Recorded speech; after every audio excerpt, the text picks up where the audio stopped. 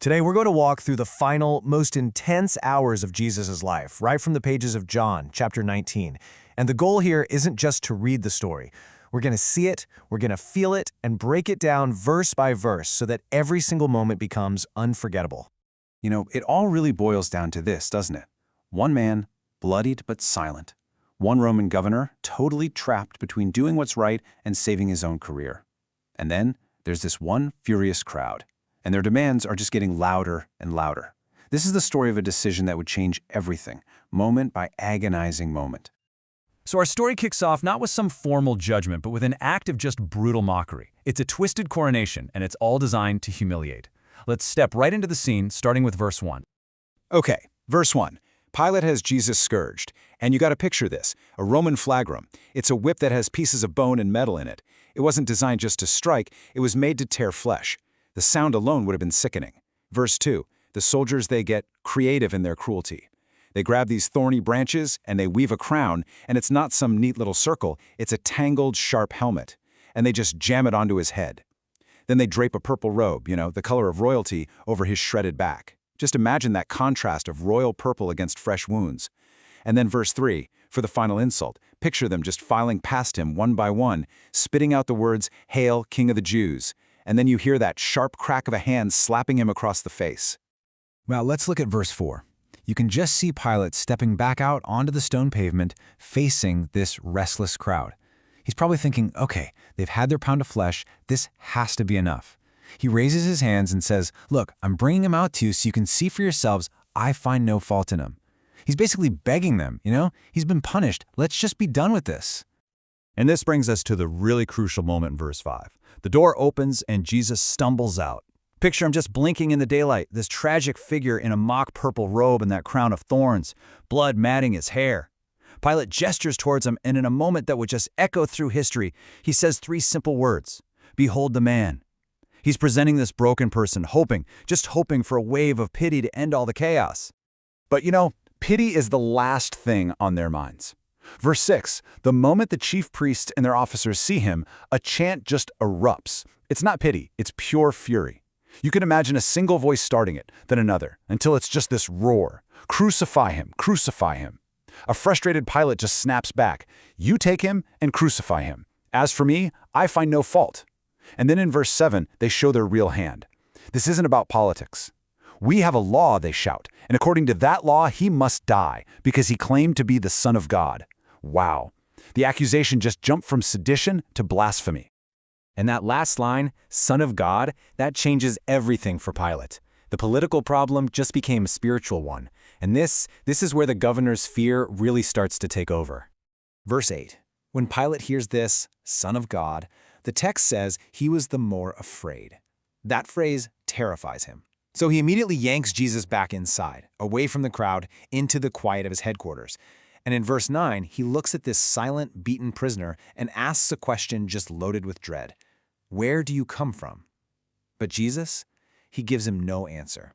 Imagine the chilling silence in that stone room, a powerful Roman governor completely unnerved by a man who won't even speak.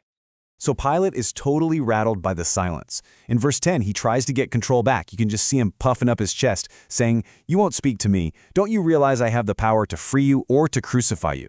But then in verse 11, Jesus finally speaks, and with just a few words, he flips the whole idea of power on its head. He says calmly, "You would have no power over me if it were not given to you from above." He's telling the most powerful man in Judea that his authority is just borrowed. Okay, so let's look at verse 12. What Jesus said seems to really get to Pilate. He starts actively trying to set him free. He's spooked, but the crowd sees their chance and they play their trump card.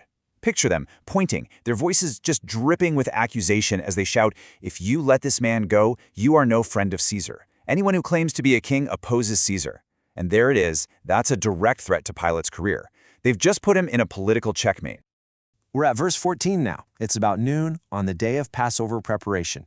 Pilate brings Jesus out one last time, and with so much sarcasm, he presents him to the Jews, "Behold your king." But in verse 15, they just scream back, away with him, crucify him." Pilate pushes back one last time like he can't believe it. "Shall I crucify your king?" And then the chief priests deliver the most shocking statement of all. "We have no king but Caesar." That's it. It's over. The last sentence of verse 16 is so simple and chilling. Pilate handed him over to them to be crucified. So the decision is made, and now the public spectacle of execution begins. They are headed to a place known as Golgotha, which means the place of the skull. Verse 17. Jesus is forced to carry his own cross. Just picture the scene. He's stumbling through these narrow city streets, and the rough, heavy wooden beam is just digging into his already torn-up shoulders. He's led to the place called Golgotha. And then, verse 18 gives us this stark, simple statement. There they crucified him. See the cross being lifted into place, with Jesus flanked by two other condemned men, one on his right, one on his left, putting him right in the center of all that suffering.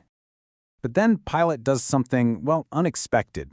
In verse 19, he writes a notice to be placed on the cross. It says, Jesus of Nazareth, the King of the Jews. And verse 20 tells us, this sign was written in Hebrew, Latin, and Greek. So this wasn't just a charge, it was a public announcement for the whole world to see, for the locals, for the Roman authorities, and for the entire Greek-speaking empire. Well, in verse 21, the chief priests are furious. They demand he change it to, he said, I am king of the Jews. But in verse 22, Pilate just gives this short final answer, basically dismissing them. What I have written, I have written. Meanwhile, down at the foot of the cross, verse 23 shows us the soldiers, and they are completely indifferent to the man dying right above them. They get down to business, dividing his clothes into 4 shares, one for each of them. But his tunic, it's special, it's seamless, woven in one piece from top to bottom. So in verse 24, instead of ripping it, they say, hey, let's not tear it, let's cast lots for it. And in this totally casual act of gambling, they unknowingly fulfill an ancient prophecy from the Psalms. Now, the camera of our story kind of zooms in. It moves away from the public chaos and the soldiers' coldness to a moment of incredible intimacy and tenderness that's happening right there at the foot of the cross. Verse 25 shows us who was brave enough to stand there and watch. His mother, Mary, her sister, another Mary, the wife of Clopas, and Mary Magdalene, along with the disciple he loved, John. In verse 26, Jesus looks down from the cross, and even in his agony, his focus is on his mother's future. He says to her, "Woman, here is your son." And then, in verse 27, he looks at John and says, "Here is your mother." I mean, in his final moments, he is creating a new family, making sure she won't be alone. And from that hour on, John took her into his own home. We now arrive at the very end. Everything that was prophesied, everything he came to do, it's all drawing to a close. Verse 28, the text says that after this, Jesus knew that all things were now accomplished. There was one final piece of scripture that needed to be fulfilled, so he speaks a simple, human phrase that anyone could understand. I thirst. Just picture the raw physical reality of that moment. Then in verse 29, we see the response. The soldiers soak a sponge in the cheap sour wine that they drank, put it on a hyssop stalk, and lift it to his lips. And now, verse 30. After he receives the drink, he says one final thing. In Greek, it's a single, powerful word, tetelestai. It is finished. And this isn't a cry of defeat, It's a declaration of completion. The debt is paid. The mission is accomplished. Then he bowed his head and gave up his spirit. But the story isn't over. Verse 31 explains that because it was the preparation day for a very special Sabbath, the Jewish leaders didn't want bodies left hanging on crosses. So they asked Pilate to have the legs of the condemned broken to speed up their deaths. In verse 32, the soldiers come and do just that to the other 2 men. But in verse 33, when they get to Jesus, they see he's already dead, so they don't break his legs. Then in verse 34, just to make absolutely sure, one of the soldiers takes his spear and pierces Jesus' side, and at once, blood and water flow out. It's incredible because even in these grim practical actions, 2 more prophecies are fulfilled. As it says in verses 36 and 37, not one of his bones will be broken, and they will look on the one they have pierced. The violence is over. The crowd has gone home. And now, in the quiet that follows, 2 secret followers step out of the shadows. So in verse 38, we meet Joseph of Arimathea. He'd been a secret disciple, but now he musters incredible courage and goes right to Pilate to ask for Jesus' body. And Pilate agrees. Then, in verse 39, he's joined by another secret follower, Nicodemus. And Nicodemus doesn't show up empty-handed. He brings 100 pounds of myrrh and aloes. That's an amount fit for a royal burial.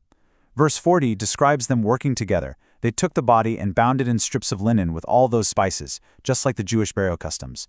And finally, verses 41 and 42 tell us that because the Sabbath was about to begin, they laid him in a brand new tomb in a nearby garden, a tomb where no one had ever been laid before. And that's where the chapter ends.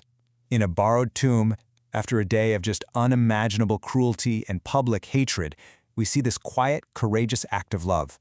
It really makes you wonder, doesn't it? When everything seems to have gone wrong, when the cause you believe in appears completely and utterly defeated, what does true courage actually look like?